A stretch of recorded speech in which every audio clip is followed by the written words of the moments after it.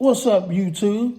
This your boy AE, her 64. Guess what, YouTube? Back at it again. Still doing my spring maintenance, man. Every year, every couple of years, you need to change your thermostat, man. Thermostat on the LT1, man, it ain't hard to do. You see them, man. Look here, man. Once you take everything off your top, right? Drain. Let everything drain. You is still draining. You take these off. Mine were 8 millimeters. Take these 2 screws off.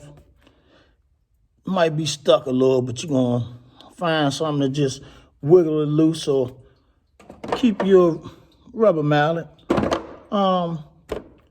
You put them back on there, thermostat. Well, my car, it's 180 degrees. So I'm getting this stuff out the way. But look here, man. Like I tell you, look. Jack your car. If you ain't a jack your car. If you ain't a small dude, man, jack your car so you can get up under there. You're gonna go right under there and what the hell? It's gonna be a little release right under there for your antifreeze. Well, for your radiator. You just loosen the radiator, let that little valve either take it out. Well, I take mine out, but I didn't replace the damn thing this morning. But just take that out, let it drain, man. Make sure you got your cap off. Make sure your car is cold when you go to do this. But like I said, man, you're gonna take the whole top off. Listen, not the whole top, but you know, your little breather assembly for the LT1. Take that off. Thermostat. I already replaced it. I'm about to go in here and put it in some boiling hot water to see if it's opening and closing correctly. That's how you test them if you feel as though you ain't got the money to spend.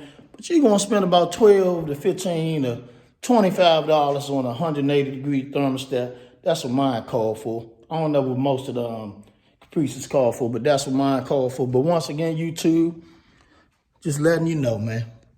You can do it. It's not going to be hard for you. Might be a little learning curve here and there, like your size. Some of us ain't small no more.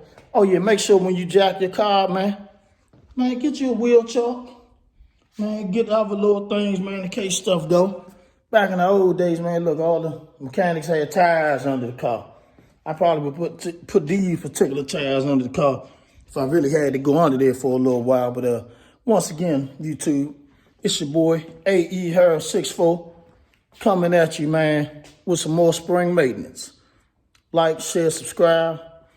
I'll see you later, man. Enjoy yourself. I'm out.